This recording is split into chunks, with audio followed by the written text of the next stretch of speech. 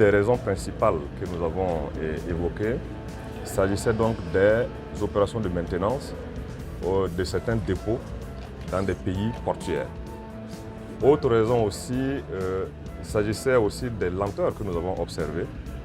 dans la couverture donc, des ordres de paiement de la société à destination de l'extérieur au niveau du circuit bancaire. Et d'autres raisons aussi sociales qui sont en lien avec les opérations d'humeur donc de certains conducteurs. L'ensemble de ces raisons qui ont concouru, donc qui ont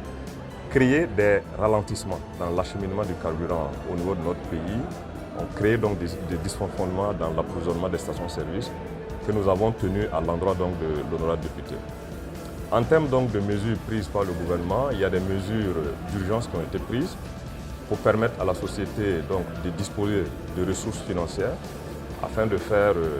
des achats spot directement avec certains fournisseurs, mais aussi d'autres mesures de long terme qui rentrent dans un plan d'investissement sur la période 2023-2028 de la société que nous allons d'ailleurs examiner et adopter. Entre autres mesures d'investissement, il y a la multiplication donc, des capacités de stockage de la société à l'intérieur du pays comme à l'extérieur que nous envisageons, à travers donc, des achats de dépôts d'hydrocarbures dans certains pays portuaires, à travers donc, des relations que nous voulons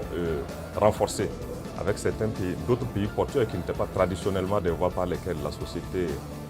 passait pour approvisionner le pays. Il s'agit par exemple de la Guinée-Conakry. Et aussi à travers la multiplication donc, du parc de camions citernes qui pourraient permettre l'acheminement à tout temps des hydrocarbures depuis les pays portuaires vers notre pays. Le gouvernement a, à travers le département de l'action humanitaire, entrepris plusieurs concertations et des mesures qui existaient dans les référentiels de développement économique et social, PNDS 2, que nous sommes en train de mettre en œuvre pour retirer de la rue ces femmes, ces jeunes et ces enfants et pouvoir les placer dans des institutions spécialisées que possède le ministère, tout en faisant attention de ne pas créer un appel d'air. C'est pour cela que nous souhaitons avoir des zones dans toutes les provinces pour ces populations déplacées, pour leur placement, pour leur prise en charge, afin de juguler ce phénomène que l'on voit.